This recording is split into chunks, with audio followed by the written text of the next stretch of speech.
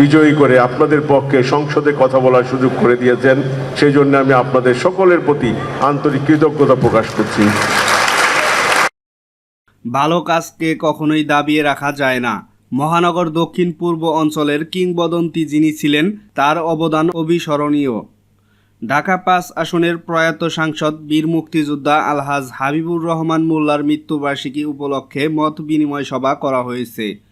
৬ মে ২০২৪ প্রয়াত সাংসদের চতুর্থ মৃত্যুবার্ষিকী উপলক্ষে আলোচনা সভায় সভাপতিত্ব করেন নবনির্বাচিত সংসদ সদস্য আলহাজ মশিউর রহমান মোল্লা সজল এবং সঞ্চালনা করেন যাত্রাবাড়ী থানা আওয়ামী লীগের সাধারণ সম্পাদক প্রার্থী কৌশিক আহমেদ জসিম।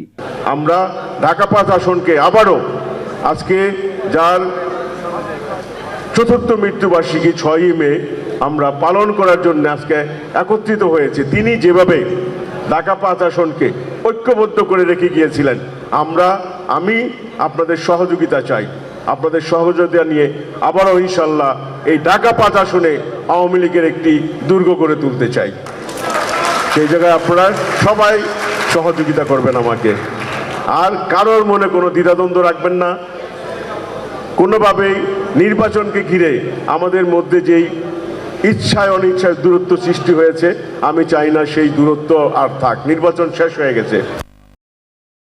২৫শে এপ্রিল বৃহস্পতিবার বিকেলে দলপুর কমিউনিটি সেন্টারে অনুষ্ঠিত মত বিনিময় সভায় উপস্থিত ছিলেন বৃহত্তর ডেমরা থানা আওয়ামী লীগের সাবেক সহসভাপতি মুশফিকুল মান্নান বায়ু, কাউন্সিলর মাসুম মোল্লা, মুস্তাক আহমেদ, সালাউদ্দিন এবং ঢাকা মহানগর দক্ষিণ শ্রমিক লীগের সাধারণ সম্পাদক কাজী সেলিম সরোয়ার, যুগ্ম সাধারণ সম্পাদক মোহাম্মদ বাচ্চু খন্দকার, আওয়ামী লীগ নেতা আবুল কালাম আজাদ, জাহিদুল কবির রাজু, ইসরাবিল সর্দার, লুৎফর রহমান রতন মোল্লা, উজ্জ্বল আহমেদ, শরীফ উদ্দিন সহ আরও অনেকেই।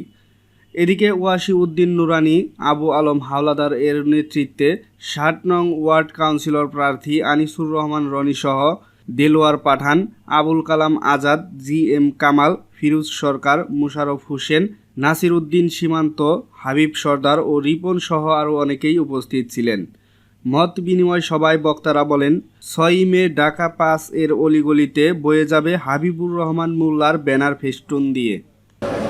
আমি আপনাদের সকলের প্রতি আন্তরিক কৃতজ্ঞতা প্রকাশ করছি যে আপনারা যেভাবে বিগত ৫টি নির্বাচনে আপনাদের প্রিয় মানুষ বীর মুক্তিযোদ্ধা আলহাজ হাবিবুর রহমান মোল্লাকে তার নির্বাচন করেছেন, 4টি নির্বাচনে তাকে বিজয়ী হওয়ার উসিলা হয়েছেন। আর 24-এর নির্বাচনটা ছিল ব্যতিক্রম। সে ব্যতিক্রমে নেত্রীর নির্দেশে, নেত্রীর অনুমতি এবং নির্দেশ পালনে আমরা সারা বাংলাদেশে আওয়ামী লীগ এবং সহযোগী সংগঠনের অনেক নেতৃবৃন্দ স্বতন্ত্র প্রার্থী হিসাবে সংসদ সদস্য নির্বাচন করেছি।